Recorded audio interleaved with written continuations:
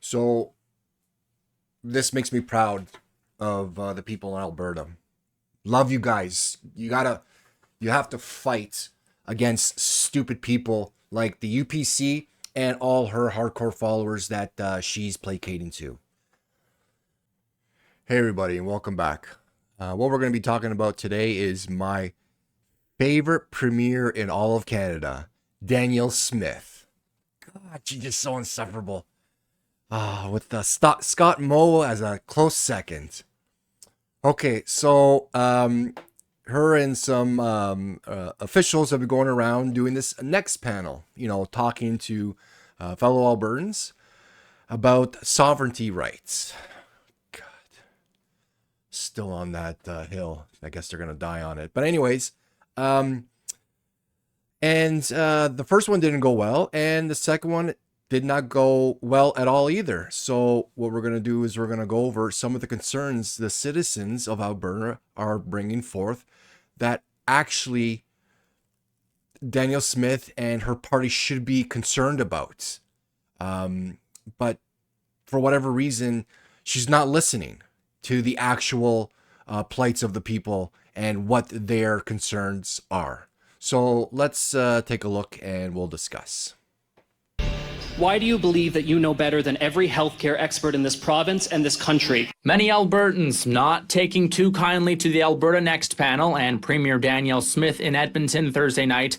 One topic among the usual six was the Canadian Constitution, but some Albertans, like this man, decided to use their 45 seconds to talk about issues more aligned with provincial jurisdiction, with the crowd shouting things to the Premier. Why do you think we should have to fight tooth and nail for our right to healthcare? Thank you. Thank you. We have a 10-year agreement that is ironclad with the federal government. That's what I've signed on to, and that is what we have committed to. The COVID shots were delisted. They were defunded by the federal government. They were defunded by the federal government. We had to make a choice about how to best provide those services to those who need them the most without wasting $234 million, which is the equivalent value of the amount of COVID shots that were thrown away over the past 3 years. It's not, it's true. Okay. No, she's full of bullshit. COVID shots. One of my videos talked about how Alberta's going to be charging $135 a shot now. And they're only going to give it to certain people that they deemed is necessary. And it really looks like only the elderly, like long-term care homes, nobody in the healthcare system, nurses, doctors, people who are working in long-term care homes as well, PSWs, or anybody else who's not in a long-term care home. Like, for example, myself, type 1 diabetes, over 30 years, I'd have to pay for it. So if you noticed in her response that, she blames the federal government for delisting it, like basically they're not paying for it anymore. And their reason in one of the articles, when I went over on the last video, was there's a lot of waste with the COVID-19 shots. So a little background on it is they come in multiple dose vials. And the thing with COVID-19 vaccine is as soon as you open it, 12 hours, you have to use it. Otherwise, it's no good. With traditional influenza vaccine, once you puncture it, 28 days, as long as it's kept refrigerated. So in that video, I talked about, okay, simple, single dose vials would reduce the waste dramatically. You would only pull it out of the fridge and freezer when you require it.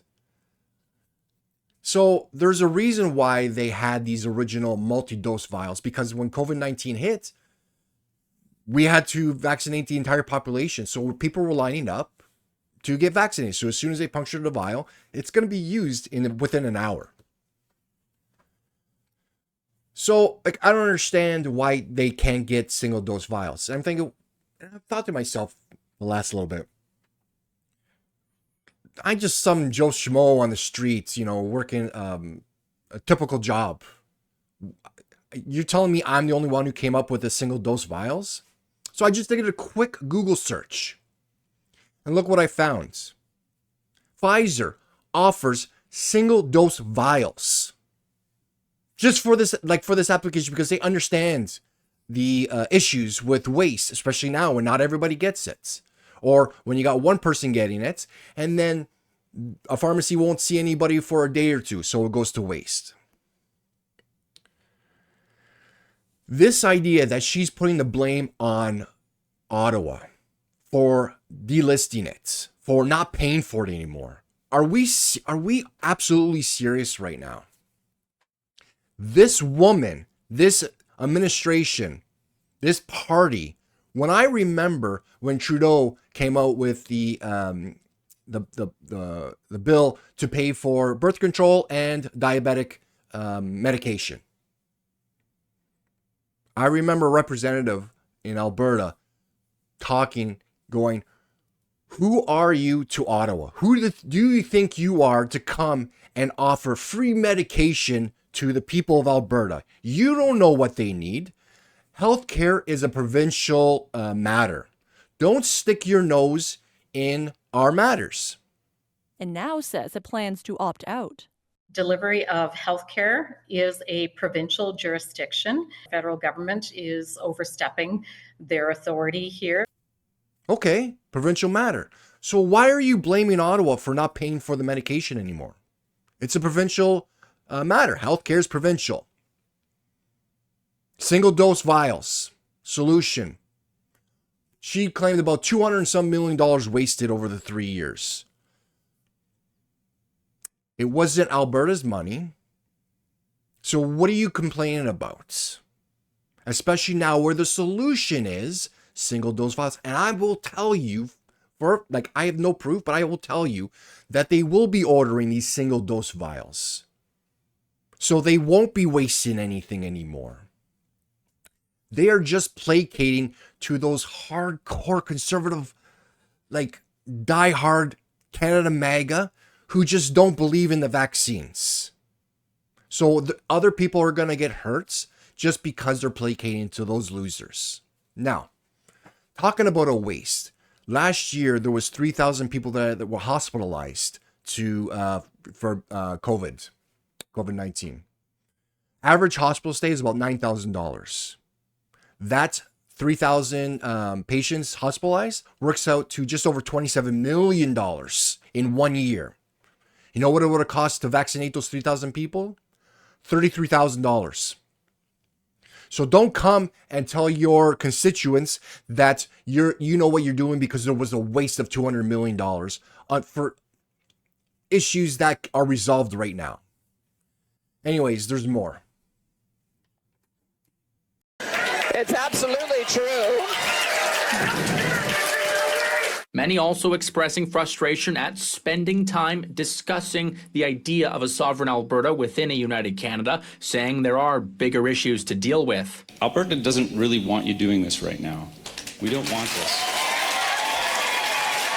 At this particular point in time, I would hope that going forward, that we would all also have a respectful dialogue with the federal government. And the reason why is that I don't believe that my sovereignty in this province is hinged in 2025 right now on Ottawa. It's hinged on that guy in Washington. Why are we talking about separatist ideas when we're in an active trade war with the United States? We should be unifying with our fellow countrymen from the Maritimes to Vancouver Island, and instead we're bickering and acting like children, and that we deserve better.